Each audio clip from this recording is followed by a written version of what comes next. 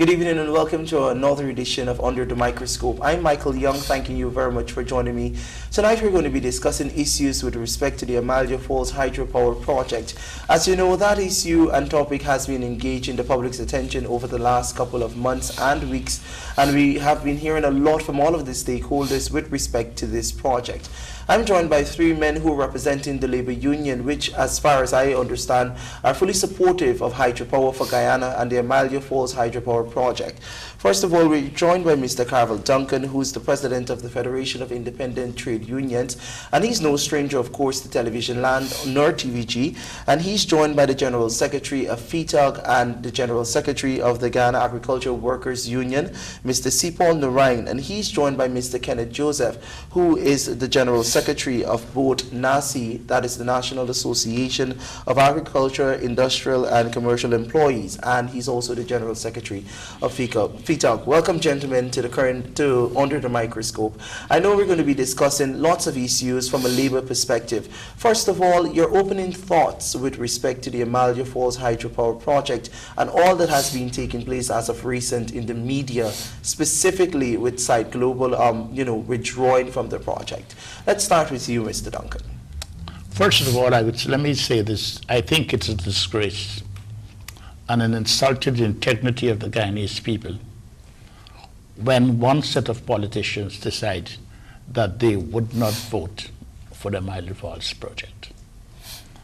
Because if one examines it carefully, one would draw the conclusion that the Amaila Falls project is something that Guyana needs at this point in time. We need it primarily because fossil fuel that we now use is costing GPL about 90 or 80% of their revenue. But what is even more important, in the world today, fossil fuel is decreasing with China expanding its production. So the foresight of having the Amaila project is in fact beneficial to Guyana, and at the same time, it's beneficial to the development of Guyana, because the private sector has made it clear that with cheap electricity, they'll be in a position to produce things cheaper than they are now producing it, finished products, and therefore the export potentials would increase, and therefore more jobs will be created for Guyanese, and we'll have a better standard of life. Okay. Thank you very much, Mr. Duncan. Mr. Sipol, your thoughts, Mr. Narain, with respect to this issue? Guyana is poorer without the hydroelectricity. And it is not good for our country, whereby this project seems to be in jeopardy with the pulling out of Site Global. You know, successive governments have recognized that hydroelectricity for Guyana is beneficial to the population. And this recent issue about Amaila Falls, we have seen the private sector, we have seen labor, and we have seen people across this country support it, because it boils down to the bottom line, and that is, would cheap electricity be provided, and would it be to the benefit of the consumers? And certainly the answer is yes. Okay. We are grateful that, some sense prevail, and that now it's not a joint opposition. And we hope that, there could be some review, and that good sense could prevail in the interest of putting Guyana first, so that, the main opposition party could also change their view on this matter. This is a matter that, it cuts across to the benefit of all. As trade union leaders, we are always concerned about providing jobs, maintaining jobs, and at the same time to make the best of what is available in terms of wages and salaries. And if the bills could come down, as was publicized, electricity could be 40% less according to the information available, then that is to the redound of the benefit of all Guyanese. Okay. Business, creation of jobs, expansion of the manufacturing sector, and at the same time helping the poor man's pocket because he's going to be paying less. Okay. Thank you very much, Mr. Lorraine. Mr. Joseph, join us in our discussion with respect to the project. Well, Amaila is just the name of the fall that is going to be harnessed for us to get what the nation needs, and that is cheaper electricity. Cheaper electricity means cheaper forms of production. We are inviting businessmen to visit and work in Guyana to give our citizens employment. They will do so if it is fair and if the profits that they will make is better. Now, if we have expensive power, then of course that will take a toll on the profits that they will make. So they will not choose to come to a country like Guyana. So we in labor want to see people work. We want to see more employment in the country.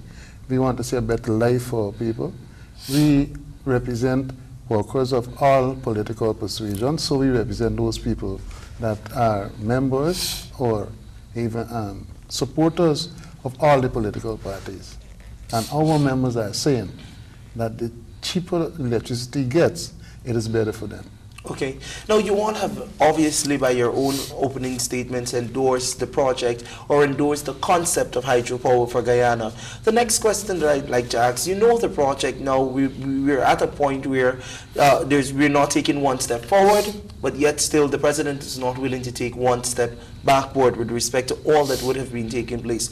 How is Labour affected by what has taken place in the National Assembly and by the actions of a Partnership for National Unity not to support the project?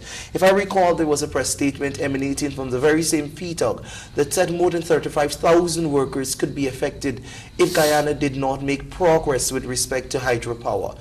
Your thoughts with respect to how Labour directly and your workers and your employees and their families would be affected? Well, let me say this. You see, one has to be extremely careful. 35,000 is not a maximum number. Okay. It's a minimum number. Because what will hydro project do for Guyana? First of all, it will create jobs, a lot of jobs. It will move Guyana's skill set to a higher level. And therefore, a lot of people will have to be trained to fulfill those jobs. But even more important, as I alluded to earlier, is that it will bring to us cheap electricity. And cheap electricity at a time when we cannot guarantee the price of fossil fuel. I alluded earlier that fossil fuel is reducing.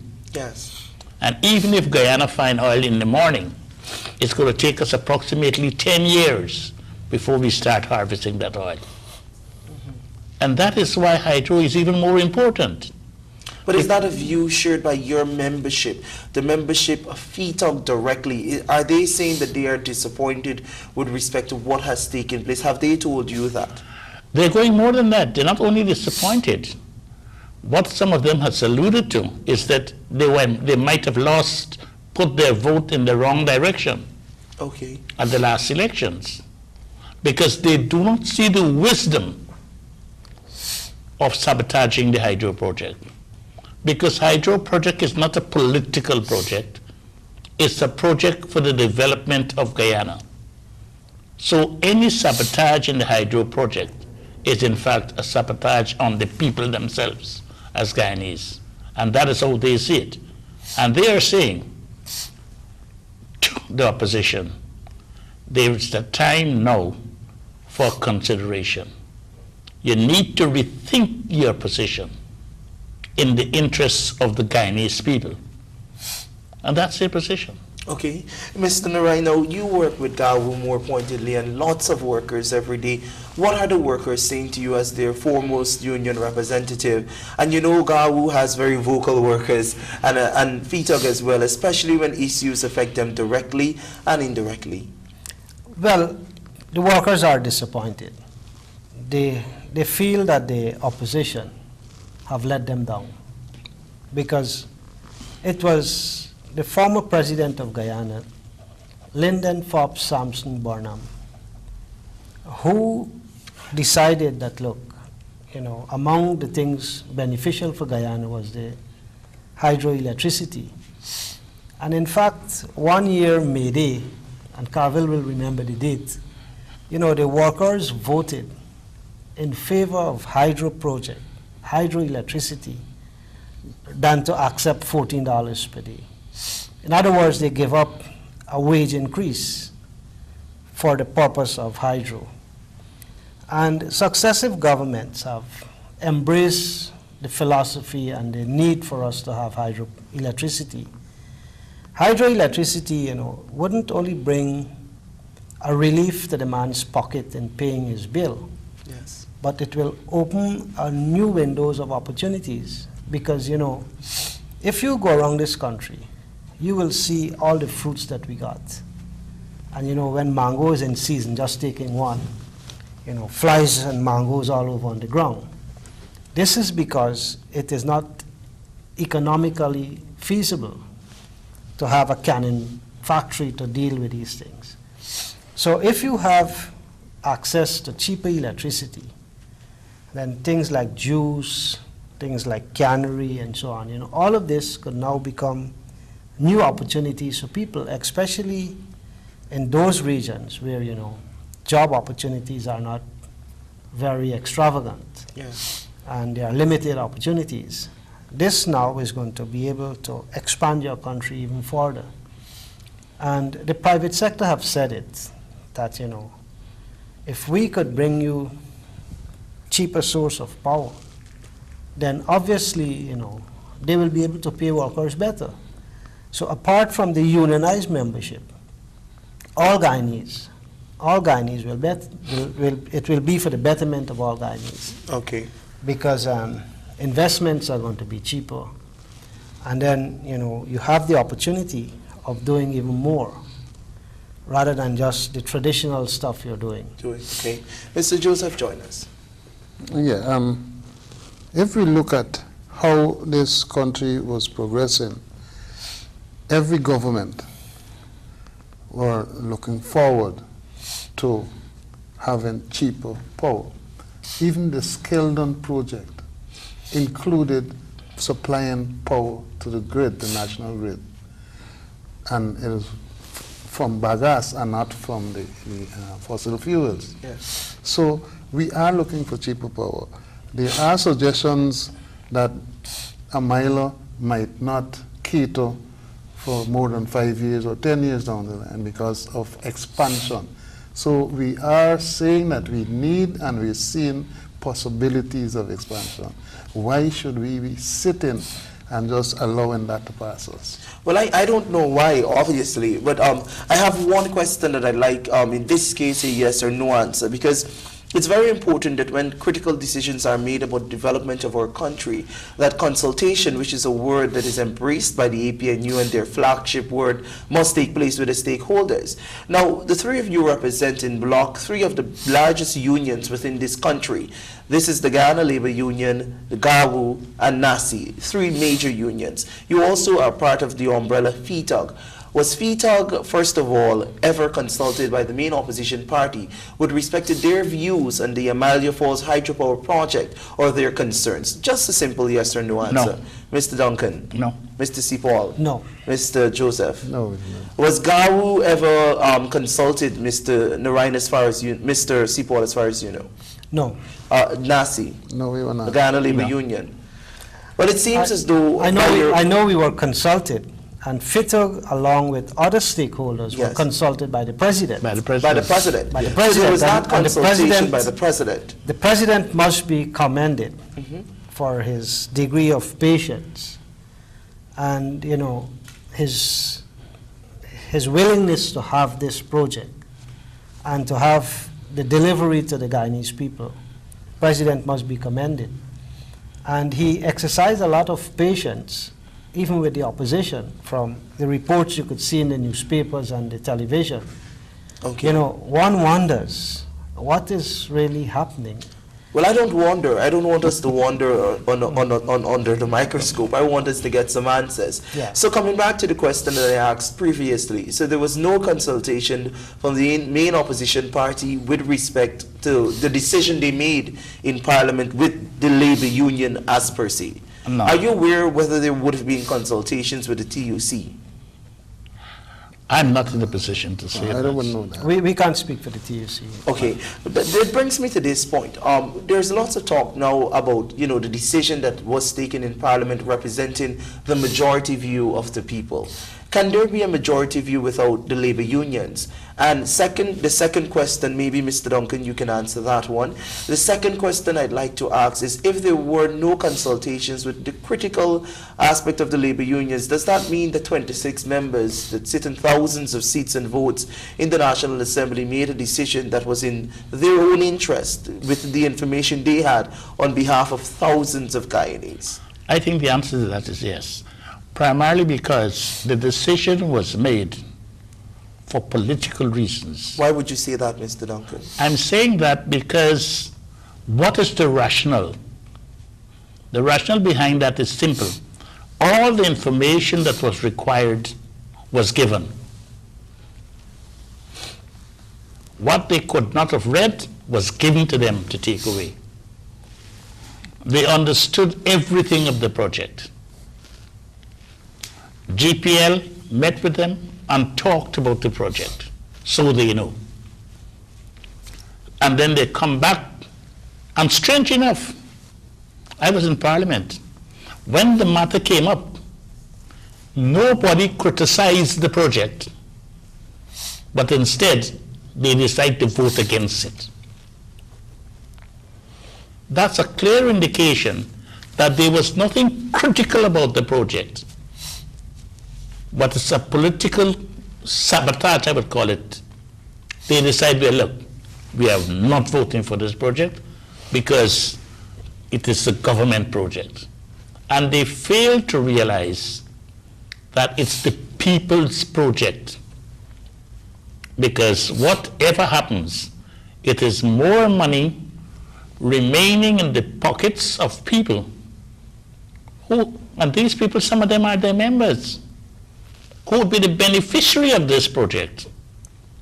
And a lot of people they miss a fundamental thing, that with the expectation that this project would pass, $20,000 rebating electricity was given to all the pensioners. Now, if you get a 20% with expectation that the project is going to pass, one can imagine when the project starts and it starts flourishing,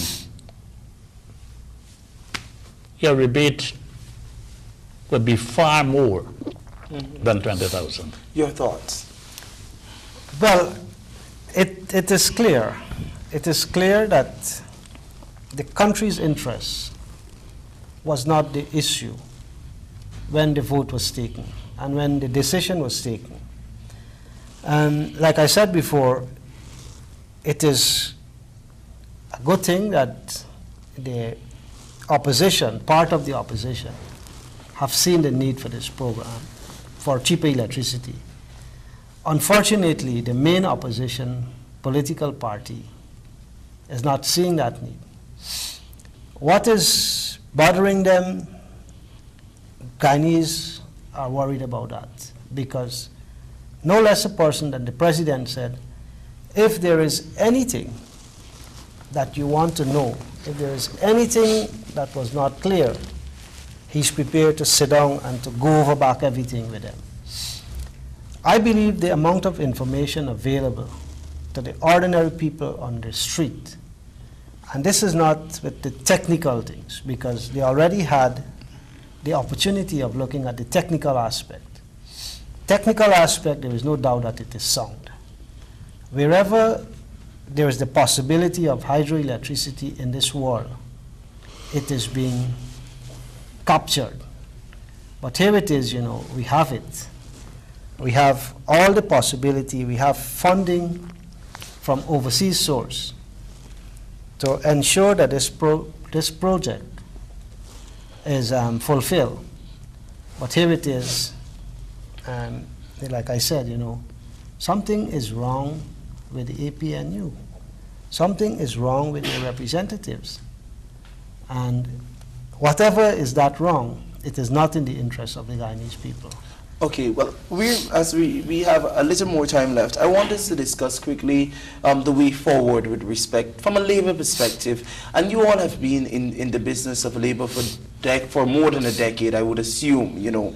Not because you guys look mature or any of that sort of thing, but because I guess you're very experienced. Now, there's been lots of shifting of the goalpost. First, it started with a lack of accountability and transparency and information, as Mr. Duncan said.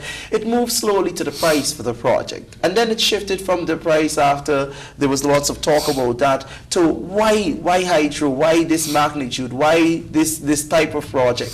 There are lots of comparisons in the media with hydropower projects in Jamaica, the Middle East, Africa, all of these things are taking place. But I want to know what really is the way forward. And then I must add too that as of recent, there's been an attack on Site Global because the company decided to withdraw from the project, saying that there was not political consensus, and so the future of the project, were another government to come in power, could be jeopardized. Now, minus all, let's take all of that away from our discussion. Let us talk about the way forward for the Amaila Falls hydropower project and what it is the labor union wants the opposition, political party, a partnership in national unity to do. Let's talk about what they must do at this point in time to do damage control for their own good. Because as you've rightly said, lots of workers are, you know, agitated and upset over what would have taken place. Let's start with you, Mr. Joseph. What must the opposition do? I think, first of all, they need to consult. They've already done the damage, but they must explain to labor and other groups, stakeholders, why they've gone in this direction, and question labor. They have not asked us any questions. They have not asked ideas. We want to know what's the idea, what caused them to be in this position, because it affected us negatively. It is affecting us negatively. So we need to understand we do not understand. It is magic. We don't understand what is going on. Okay, Mr. Narayan. I think the opposition needs to, the main opposition, needs to act quickly. There could still be some damage control. There could still be an opportunity that will not go down in history that we will lose. And they need to come out, you know, obviously they will need to save some face. And they need to come out and say that, look, we have reviewed, we believe that this is in the interests of the Guyanese people, and we want to put our support.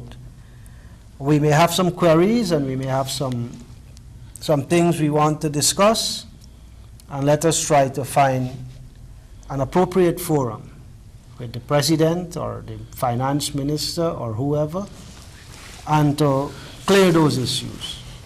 But while that is being done, to lend support to the project, because lending support to the project is also going to build their own image. Because as a political party, you know, they wanted votes, they got votes, and now people are saying, you know, I made a mistake. And it is for them now to come out and say that we have the interests of Guyana first, and we are now changing our position in light of whatever would have happened. However they put it, at the end of it, they need to come out and say we are in support. Let us pull it back from going overboard. And I think the opportunity still exists. The President said that he is going to persevere and he's going to try to see what else could be done. They need to come out and say that, look, we have changed our position. Okay. And I believe if they do that, that will be the honorable thing for them. They will be respected by the people who voted for them. Thank you, Mr. Duncan. I think it is more than coming out and change a position. What the opposition needs to realize that they are fighting a battle that they will be the loser. Yes. And in order to avoid that, they need to find a mechanism by which they can correct the damage that has been done and at the same time maintain their popularity. My thoughts on that is simple. Go back to the people who've been advising them and come back and say to the nation, I've been advised that I need to rethink the position on Amaila, and as a consequence, we are willing to support it. If they do that, they'll be saving face on one side and at the same time giving the Guyanese people what they want on the other. Because this Amaila Falls is not something that affects only the people in Georgetown. It affects the business community and it affects every single Guyanese. And therefore, whatever they do, people are watching.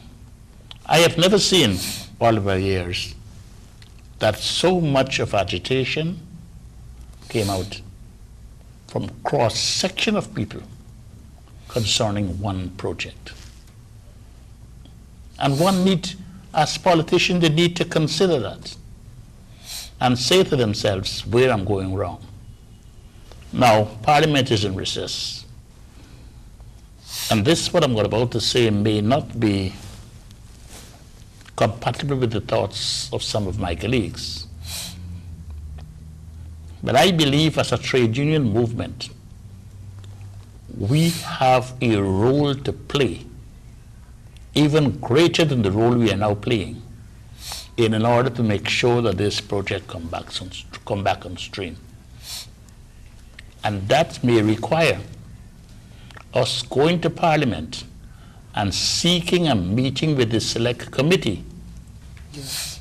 so that we can get from the opposition what is the problem about the project, and we can share with them what is our understanding of the project, and let us arrive at a consensus, Labour and the opposition, so that when they go back into Parliament, they will go concede. Okay. That is my thinking.